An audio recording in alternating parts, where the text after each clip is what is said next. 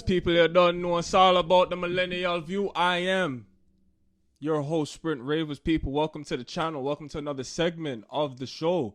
Be sure to like, share, subscribe, drop a comment below because it is important to have that discussion with your friends. So now, this morning, right?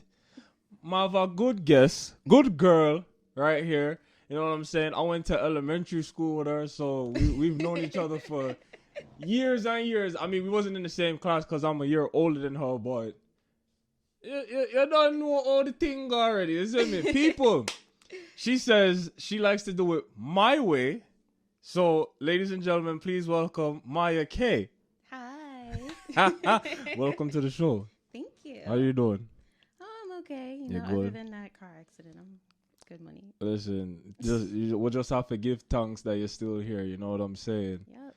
Mm-hmm. So, I brought you here on this show today to talk about two things, actually. Two things. So, we're going to get like the easy one out first and then the nitty gritty next. So, this whole social media simping thing, right? Mm-hmm. You have one brother where him dep on social media I say, oh, you ain't cash app her all week. You ain't sell her all week. What you doing, King? So my question to you is a man like obligated to send his partner money? Absolutely not. Why you say that? Well,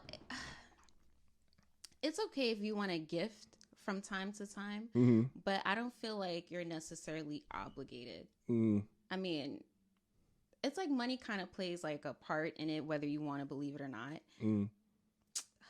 How do I say it? Like, but don't like expect to do like just because you didn't, you know, that doesn't make you any less of a partner or involved in a relationship. Right. Even with, you know, some women reposting stuff like, oh, let that nigga cash app you 1K for the week. If he don't cash app you 1K for the week, then he not into you. I don't like that. I feel like girls who say stuff like that makes other women look bad, to be honest. Right. Them feel like, yo, the woman them now have them more on money. And them need, Like, I'm saying, like, if you're independent, you honestly don't need a guy to send you all that money. Like, as far as, like, hair, nails, all that stuff, that's something that you're supposed to take care of. And if he wants to gift you and do it, then okay. But just because he don't send you 1K money for whatever reason, like, that's just dumb to me. Right. And then you have them girl that will like for comment on the man them without no money. Oh, these broke ass niggas, they ain't shit, blah, blah, blah. But it be some of the same girls that expect them to get fed at restaurant That's true. and all that. You know what I'm saying? That's true. How you feel about the whole 50-50 thing? Are you for that or are you against it? I'm kind of like split in half with that. Okay. Okay, so on one hand, if I'm going out somewhere, Yeah. I'm going to pay for it. Like, I'm going to make sure I have the funds to afford whatever I'm eating, personally, me. Absolutely. The guy, I don't mind going 50-50 with a guy, but I feel like in the beginning stages, if a guy's trying to impress a girl, it just looks better if he does pay for it. Because one thing I learned about men, y'all will go out all out for a girl that y'all want, like to the T, like that don't matter. So I feel like that kind of, like if he's doing that, then he's like a gentleman. But it's like, I don't expect you to do that. You know, like let's just say I go on a date and he doesn't, like who's gonna pay for it? Right. That's why I'm like, I make sure I have my money straight before I go out to eat.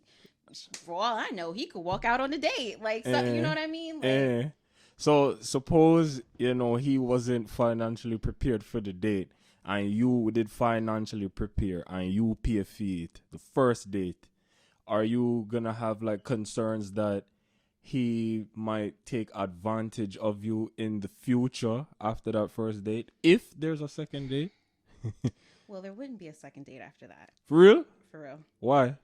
Because oh, listen, I feel like if we agree to go out somewhere, make sure you have the money.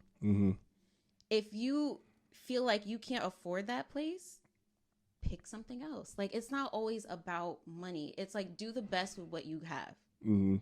If you don't have the money to go out to a steakhouse or whatever, you can buy something simple, set it up at home, go on like a cute picnic. You can even be home and cook, like work with what you got. Mm-hmm. That's why I'm like, it's not always about money.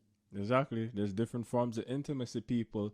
That me I tell you no. You don't always have to spend money when you're going out. You could go on a first date free. Go to the park. Right. Walk and look on the duck and make them swim. You see, like it's this whole money thing. Like nothing wrong with like spending money, Right. but you don't got to do it all the time. Yeah. Let's be real. Yeah. You know what I'm saying? Now I want to trace back to the simping, the guy that been posting all this stuff. So I noticed like in the comments, like there's really like a massive amount of women that's praising him for that. And then you have some of them man that were counteract the argument when bring in, right? So do you think like the men are showing a sense of insecurity when they're counteracting the guy saying these things? Sometimes. Explain. Like, I feel like if a guy who's counteracting, maybe, like Drake said, niggas with no money act like money isn't everything, right? But then when you get money, oh, that's nothing. They just be throwing it round about. But I guess that those are some of the same guys who don't understand that money, you can do more without money. Mm-hmm. Like, how did I say this? So even if they're counteracting it, it just depends on like what viewpoint you're looking at it. If you're arguing the fact that you don't always need a whole bunch of money to spend on a date or someone like that, yes. But then if you're just trying to talk down on the guys that do choose to spoil their women, I don't think that's good at all. Yeah. I mean, nothing wrong with a little spoiling here and there. Yeah, but I feel like women can spoil men too. Like when it comes to simping, I feel like I'm a simper. So you think women simp too? Hell yeah. Okay. All right. That's exactly what I thought. Cause I don't like how this whole simping thing is like one sided. Like, oh, all the men are simps, whatever. I'm like, so women can't simp either. I'm a simp. And she's proud to say that. I mean, listen. It is what it is. It is what it is, people. You have to be proud of these things. No, what I want to say is that I don't like how people are normalizing this whole, send our money and then, you win her heart or something like that. Because that's what I'm taking out of these comments. I'm taking like, so I have to send her money to get accepted by her? No, absolutely not. Right. I feel like... But that's what I grasp from these comments when I read them. No. You need to make a connection with somebody. Mm-hmm. Like, you can, like, spend money. Like, look at the situation with a lot of celebrities. Like, one of their significant others cheat on them, and then they'll buy them a new car. Like, what does that do? What does that do for the relationship? I still don't trust Birkin on them something. Like, yeah, like that's just completely ridiculous to me. Like, what happened to making a connection, feeling comfortable with somebody? Like, what? It's not always about money. How you feel about gifts being classified as a love language? I agree with it because I'm a simper. Mm-hmm. Like, I do that. Like, I feel like good men deserve to be spoiled. That's why I consider myself a simper. Okay.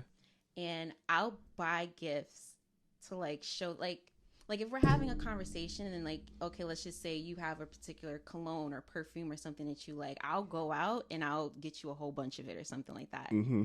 Like, I feel like that's cool. Especially if it's, like, really sentimental. Yes. It's always the thought that counts. You know what I'm saying? Like, some people, they classify gifts as the love language the wrong way. Mm-hmm. Them feel like, say, you can't buy me that material there and you can't fuck me tonight. Yeah. And that them feel like, yeah. Like, you buy me Birkin? All right, you can't fuck the pussy. Yeah. You could curse on here, by the way, so... Yeah. So, yeah, you can curse. So, no. But yeah, it's a real thing. This one girl dealt with not calling her name, but I just gift she did want. Mm-hmm. And me did buy her some gift too, cause true, you know, me did think about her, but she take it the wrong way. Oh. Like with, oh, um, buy me pink, buy me jewelry, buy me this, and Ray. Uh-huh. All she want was gift, gift, gift. Yeah. You get me? But if I buy one little thing, she never did want it.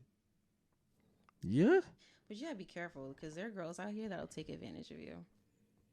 pretty much, yo. Pretty much. It's the girls that don't have these things. We're like, all right, yeah, let me use this nigga to Yep. buy it for me. That way, me not have to spend no money Exactly. or anything Yeah. like that. Girls will do that. Girls will definitely do that. Listen, ladies that are looking to, you know, go into a relationship, please don't walk in with that mindset. Please be grateful because there is a real thing called karma, and it's gonna haunt you. It is. You take advantage of somebody and the two on no like break up or something. You never know what you'll end up with. Like, it's true. That's why you always have to have pure intentions. Like, don't just like treat people like that and then you're looking to be treated like you're great. Like, Exactly.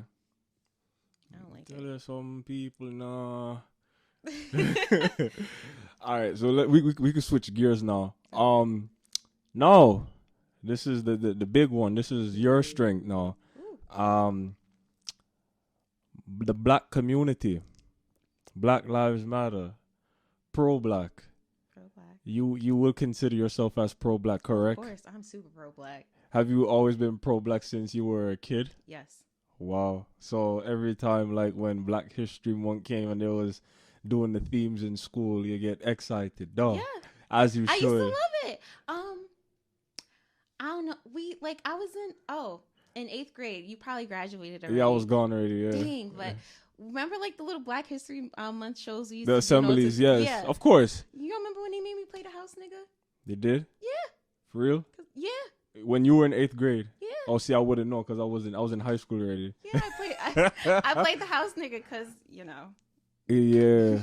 Now let me ask you this: do you feel like colorism is still like in effect this day? Yes, absolutely. Colorism is a real thing. You know, I can definitely speak as a light-skinned Black person. Mm-hmm. You can't act like you don't notice it. Absolutely not. Like, just the way that, you know, if I go out and I have like a dark-skinned friend with me, it's like, it's happened to me last night. Light skin. For real, that them call you. Yeah, that's all I get called. Light skin, bright skin. Bright skin. They be in the street like light skin is the right skin. The guy last night that was like trying to catcall me, he was like light skin girl. Oh no. I said, cause this song brown skin girl, Yep. so it make light skin girl the little remix. yeah. Tell them fuck off. Oh wow. Like, oh my God. Honestly, I'm the type of person, like, if you're a Black man and you don't appreciate dark-skinned Black women, I will not talk to you. Like, you know, obviously you're entitled to have your preference, but that, I don't like dark-skinned girls because they too I had a guy tell this to me one time and I completely turned him down. He wanted to talk to me and he was just like, yeah, I like talking to light-skinned women. I said, why? He's like, because dark-skinned girls, they're too aggressive. I said, what? I said, your mother's probably dark-skinned. He was like, no, mind you, he dark too. So I'm like, how can you like really sit here in my face and say that I did not talk to him? Right. Brushed him off. And that, no, like with the aggressive stuff, can't brown skin girls be aggressive too? Can't light skin all girls? of them is aggressive. You get me? Like, that's just so ignorant. And the common stereotype for the light skin, light skin girls are stush, they're stuck up on rate. Yo, dark skin girls can be stuck up too. No. You know what I'm saying? Like, I feel like we generally have the same attitude. We're not stuck up. As in like light skins or like black women as Black a whole? women in general. Right. Like, if you walking down the street and you calling out to me and I'm ignoring you, then I'm stuck up. But then if a dark-skinned woman walks down the street and you kept calling her, then you call her a bitch. And I don't fuck with that. Like, I absolutely don't. Because at the end of the day, even though I'm light-skinned, I'm still Black. I am still Black. Okay? So it's like, even though I'm light-skinned in the Black race, I'm still darker than the rest of the world. When a white person sees me, they still see a nigga. Like, it makes no difference. But the colorism, I hate it. Absolutely. You know, me speaking from my experience as a light-skinned Black woman, I used to want to be dark-skinned. For real? Yes. Because I got teased in school for being so light-skinned. But you want to know what's funny, though? What? You bring up school. In school, the dark-skinned girls, I feel like, got it worse because they did. Yeah, that I remember they used to be like, she mad black. She charcoal, mad. yeah, all them stupid little jokes. Yeah. You know what I'm saying? Yeah. That was a real thing. So, and then it's funny how gears really have switched now. They're praising the dark-skinned woman now. You know, when them see the little picture and, you know, the melanin is glowing and all that, they be like, I want to take a bite off of that now. And I'm like, so why Uno style the dark-skinned girl back in the days? Like, me not understand why them do that. I feel like it has to do with the culture, you know, as far as like, you know, lyrics and songs and, you know, what they put on the magazines, what they were praising at the time. Because, you know, like a lot of people in the industry, they tend to favor light-skinned women. Yes. And they put them on a pedestal. And it's disgusting. So it's like within the Black community, I feel like we found like a new awakening. And we're like, you know, fuck the rest of the world. We're beautiful. You're gorgeous. Your melanin is beautiful. Deep, dark, bronze, rich, everything. So it's like once we started to love each other more, then they're like, oh, wait a minute. Oh, I want me one of them little chocolates. Like, no, bye. Yeah, definitely in the media with the music video, them all light skinned girl walking and they turn down the dark skinned girls. Even in the dance hall too. Dance hall as well because whole heap of browning in the video. I mean, I say, John, there's no diversity in ya. You know what I'm saying? So it's like, and then you have people that bleach out them face in Jamaica still. You ever met? Yeah, some of them still do it. Yeah, and it's like, oh man, this never. It don't. That. You ever met anyone with bleach out them face? I feel like I might have seen them on the street, but it's like you can't really always say for sure. You don't know somebody's pre-existing condition. All that too, yeah. Cause look on Michael Jackson, yeah. So I feel like I have, but it's just so sad. And it's funny, I didn't even learn about the whole Michael Jackson thing ever since what you call it. I don't know when I learned it. I think I learned it like a couple months ago. Oh, the vitiligo? Yeah. I'm gonna say, them ask me, which Michael Jackson make better music? Black Michael Jackson or Bleach Out? I'm gonna say, he's the same Michael. Yeah, it's the same person. McKeon said Bleach Out Michael make good music. Like, I the same youth. You see me? Like, and I like the sound did change, right? Exactly. Because the decades changed. He made music in the 70s, 80s, 90s, and the 2000s. Right. So. And I want to say this, people. If you haven't checked out my my episode on skin bleaching, feel free. It's in season 2. You know what I'm saying? I did a reaction to a song called Bleaching Cream by Javalani. Rhythm nice, but I wouldn't really recommend listening to the song every single day. You see me? No, make we go into the police thing now. Bumbleclot. Babylon about people. Do you feel like all cops are trained to kill? Yes. Okay. Explain. I mean, they're carrying a weapon. They go through the training. So even like with, you know, the most recent situation where the cop had killed this 16-year-old girl, like, you know, you're trained. I feel like personally he probably could have shot her in the leg. That would have hindered the situation. I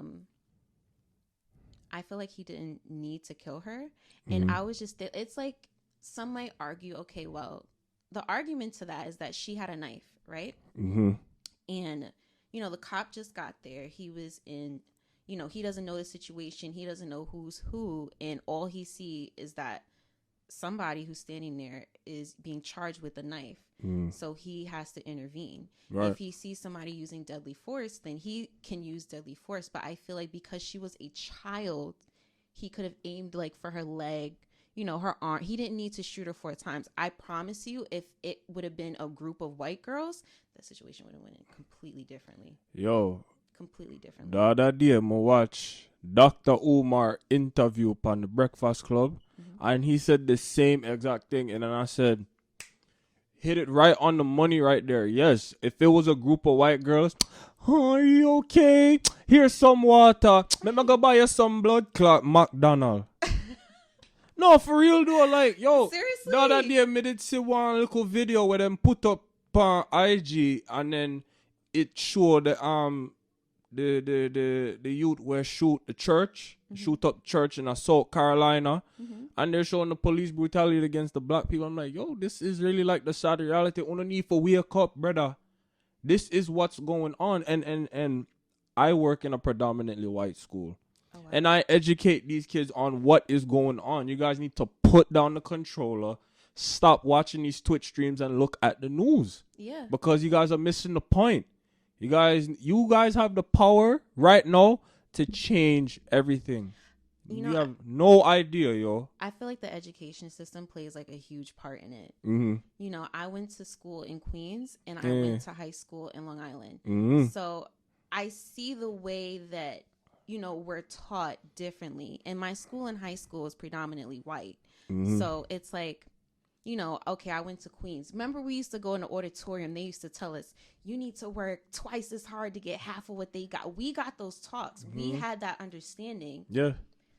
But going to Long Island in a predominantly white school, it changed, yo. It's like they don't have those conversations. Of course not.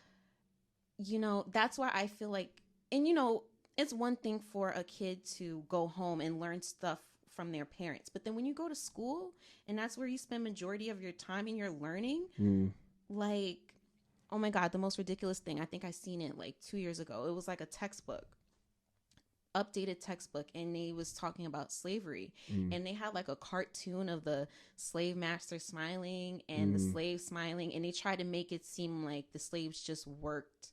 Like they tried to like water it down. And I was completely... Yes. So I feel like education plays like a huge part in it.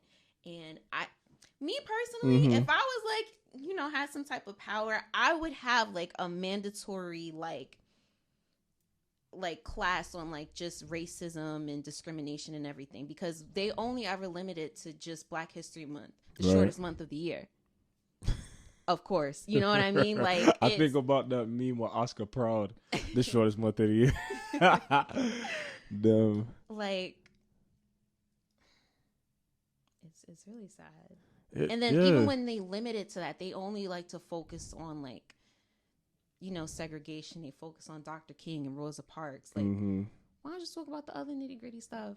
What about Malcolm X? Exactly. They don't like to focus on him They because don't. he was with the shits. Like, it was controversial, like but come on, like you can't just pick and choose. There's a lot of us, man. You know what I'm saying?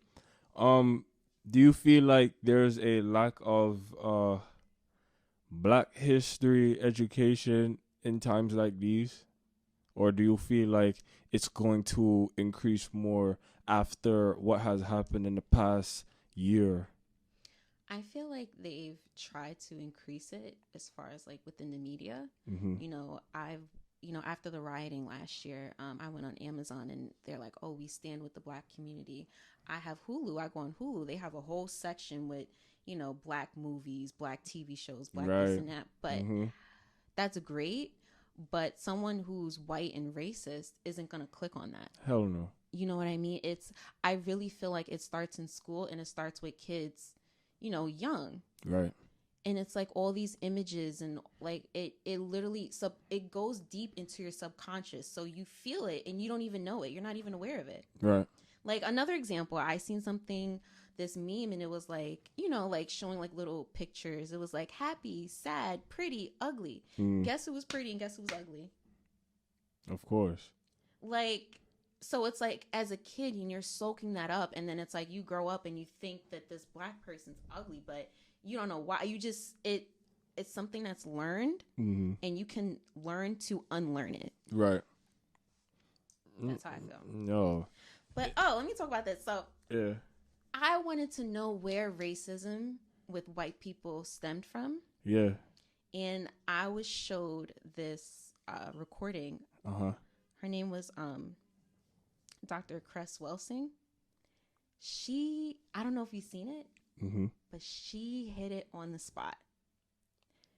The racism and white people come from, they are scared of being genetically annihilated. I said it. Genetically, yeah, because I mean that was gonna like lead to my next question. Like, do you feel like racism is taught? It is taught, but they're teaching their kids race because white people are in survival mode. What do you mean by that? Okay, you have to watch the video. So the way that Dr. Cress Welsing explained it is, way back when the white people were going off and they were exploring everything, and the men were sleeping with the women everywhere else. Right. If they stayed around long enough and they had their kids, they noticed that their kids looked more like the mothers than them. Okay. So they figured, what if everybody on the map decided to hop over to Europe? Yeah. They would be wiped out. So, they take history and they change it. They were like, they're trying to fake like they built black people built the pyramids. I seen a question like this yesterday. People don't know where the black people built the pyramids. They tried to say that they were the ones in Egypt. They did all of this. Like, white people are the youngest race on the earth, and they're literally scared of being genetically annihilated. That's very interesting. Yes, it literally I understand why they're racist. I completely understand. So they're teaching their kids, to hate black people so they don't, mix in with black people and get rid of their whiteness. Like, white people nowadays, they act like they want to be oppressed so bad. Like, I'm gonna ask you this: how you feel about the white people that are, in with the whole Black Lives Matter trend? Do you feel like they're just hopping on the bandwagon, or what do you feel about that? No, I don't. You don't feel like they're hopping on the bandwagon? No, I don't. Because I feel like if you're a white person in America and somehow you're not racist, then you're like a miracle. So it's like you actually took the time to, I don't know, befriend a black person, get to know spend time with another human being outside of your race. And, because the way it's set up in America, white supremacy. So I feel like as a white person, if you actually stand with the black community, I commend you, because not all white people are evil. Not all y'all are evil, but I mean, it does come from that's really, again, racism is taught, because nobody, for wake up, every white person for wake up and say, I'm going to go out and kill a nigger today. Exactly. Your accent killed. You get me? Yo, God, I not, that's how they sound, yo. Yeah. I'm going to kill a nigger today. Hey, them redneck people, I tell you, bro, like, and me, I can read body language very well. Very, very, very, very well. And, it's not hard to see, how people act how the white people act towards a black person. You know what I'm saying? If I sense that the energy is off, I say, no, you're not real at me. You feel like you're hot. And then I like how you said, they're racist because they're scared to be genetically annihilated. Yes. There's definitely intimidation that plays a part in this whole racist thing. Cause them come like bad mind. You know what I'm saying? Now, let me ask you this now. With interracial dating now, cause I know you're pro-black, right? Yes. You ever see a pro-black person date a white girl? Yes. Of course, look at celebrities. So how you feel about that? Do you feel like it's betrayal, or do you feel like love is love? I I used to feel like, what you doing with a... I don't feel like that anymore. I don't. You know, so you feel like love is love? I feel like love is love. Would you personally date? Me personally, no. Why? I just... Okay, one of the reasons why I like changed my mind, it could have been the way you grew up. Let's just say, true. You know, maybe you lived in this neighborhood and there was a black person and a white person. They grew up together and they formed a real friendship and they fell in love with each other and married each other later on. Like, it is what it is. You know, somebody like maybe like a black person growing up in a predominantly white neighborhood, and maybe he didn't, maybe if he experienced racism, maybe that one person wasn't racist towards him or whatever the case may have been, you know, and they fell in love with each other because of their common interests, because they grew up in the same neighborhood or whatever. Okay. Me, I grew up in a predominantly black neighborhood around black people. I love black people. I love my black men. So that's what I personally would stick with. You know what I'm saying? Like, yo, Cosma, tell people, like, 156, right? Black, right? Black. You know what I'm saying? Every time I think about it, I'm like, wow, yes, I went to all black school, elementary, right? Middle school, whatever. And then I got high school in John Bone, which was in Flushing. The diversity kick in. Me say the Hispanics, the Asians, the you know, I didn't even see any Caucasians there really. It was really Asian and Hispanic really, and then you have the black people there. I didn't really like start encountering Caucasians until like I want to say Albany. Really? Yeah.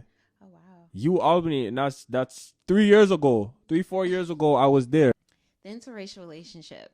Look at, you know, biracial celebrities that are black. Look at Obama. Drake. Yeah. It is what it is. Yeah. And do you think they are privileged in a sense, being that, you know, they have a Caucasian parent, or do you feel like they tend to get the same treatment as us African Americans in the world? Honestly, I feel like it depends on how you look. Like, you can have someone who's half black and half white, and they can have your complexion. You got someone half white and half black, be my complexion. Right. Someone else half white and half black and be darker than both of us. Okay. So I feel like it depends on how you look. Like Obama, he's like fairly brown, you know. They look at him as a black man. Yeah. Somebody like, who is it? I think like Sophia Richie. Is it Sophia or Nicole Richie? I get them confused. Nicole Richie. The one that dated Scott Disick. I don't know. I think it's Nicole. But she's white though. She's half black. She is? Yes. I didn't know that. The one that dated Scott, she's half black, but she doesn't look like it. Oh, damn. Yeah, because that's what I'm saying. Like, I feel like it depends. So someone like that looks like her would be more privileged versus someone, of course, of a darker complexion, which, again, colorism. Pretty much. You know what I'm saying? You know, look at Myah K. No, because I feel like some black youth date the white girl them because they want a cute kid. That's disgusting. I hate that. That's a fetish. That is an absolute fetish. They want a cute kid. That's what so is weird. A cute kid? That's so weird. Oh, my skin is like yours. I didn't mean to like say it like that, but my skin is light, and my skin is light, and look at my kid. Their skin light too, with the green eyes. They're cute. Really? Yo, John. First of all kids are cute. Like, that's what I'm saying. I'm like, so brown skin kids aren't cute, or dark skin kids aren't cute. It's a fetish. They want that look. So I feel like white people who feel like that, you know, those are white people that they're insecure and they want to be black. So now they want their kid to be black looking or passing. Yeah. You know, I don't like that. Yeah, nobody no fear. It's a fetish. It definitely is, and it's very sad. You know what I'm saying? I have to big up Dr. Umar still because him make we know say yo like the people, some of the people just don't understand our struggle, but there's some of them that will actually sympathize and say, Yeah. yeah, I feel you, Yeah. on Ray. I forgot her name. It's another doctor. I don't know if you've seen her video, but she had, she was giving a speech, and you had white, black people, whole different races in the room, and she was like, every white person in the room, if you want to be treated like a black person, stand up. If you're okay with being treated like how black people are treated in America, stand up. How many of them stood up? None. Wow. And she was like, hold on. Let me repeat myself. White people in the room, if you want to be treated how black people in America are treated, stand up. I'm asking you to be treated how another human being is treated. No, everybody sat there looking stupid. She was like, if you didn't stand up, then you understand what's going on in America. And you're choosing. You're absolutely choosing. You see? You see all them get fucked now. That's the real exposure right there. Nobody didn't get up. That shows that, y'all see what's going on, but y'all just ignoring the shit. Yeah. People, wake up. Equality, unity. The common denominator between all of us, we're human being. You know what I'm saying? We may not be the same race, we may not be the same skin color, but we are a human being. I feel like that's another thing. I feel like white people, or some of them who are, the ones that are scared of being genetically annihilated, they feel like, if black people were to get in power, or like how they have the power right now, I feel like they feel like we would turn around and do the same thing to them what they did to us. Right. And we're not interested in that. We just want to be treated like humans. Simple. No, there's no competition. There's none of that. That's why, like this whole intimidation thing, like why? We just want to be successful too. That's what, our purpose on the earth is. You know what I'm saying? Like, this whole intimidation, competition thing are going on. Just annoying for real. That's because they're scared. They're really scared.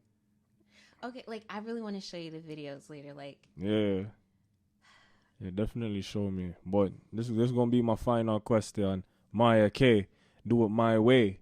You see me? How do you feel about being black in the United States right now? I mean, I'm proud to be black, but I do feel like it is low-key dangerous. It's dangerous, but it's lit. Everybody wants to be a part of black culture, have the black look. They don't want black people problems, though. But I don't know. It's like, of course, there is opportunity, but of course we gotta, put in that triple hard work to get what we need to get. But definitely. In this current state, I feel like we need to be extra careful. Like, look at all the killings that happen, even since, the whole George Floyd thing. That one day we get the justice, and I did that because I just feel like it's a start, and there's more work to be done. Yeah. I can't really call it justice because you still have Tamir's Rice killer walking free. Yeah. George Zimmerman is still breathing. Yeah. The local lady cop that killed Dante that get mixed up with Taser. Yeah. How you in the force for 26 years? You get mixed up with a Taser. That's what I'm saying. Like, they're trained. They're literally trained. Say Jesus, Father. Oh my God, how? But that whole situation, she's holding it, saying Taser, like, you're looking at it and holding it. Out of all those years. Nah, man. But that's the thing, they get nervous around black people. You see, like, from the video, like, she was like, she was off to the side, then she came in the mix. They all got, excited, and they got scared. That's another thing. They're scared of black people. I'm like, you a cop. You on a job 20-something amount of years. Dante, he was barely 6 feet. He wasn't like no stocky dude. He had absolutely no weapon on him. And you're a trained, she was scared. She was frightened. And for what? She's a murderer at the same time. I don't care. You murder somebody, you have to go to jail. You got to pay some type of consequence. It's not a slap on the wrist. It's not. You know what I'm saying? Like, I steal something from the store, right? I get a slap on the wrist. No, I'm going to get some type of consequence, right? Yeah. As should everyone else. Oh, but because she's white, she's white, I get to do whatever the fuck I want. Fuck off, mama. You see me? Like, I don't know. Me personally, like, being black in America, I'm proud of it.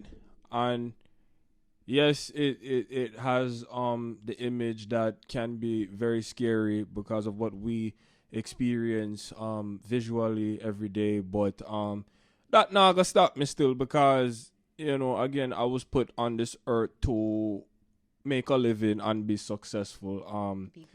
Be great. You know what I'm saying?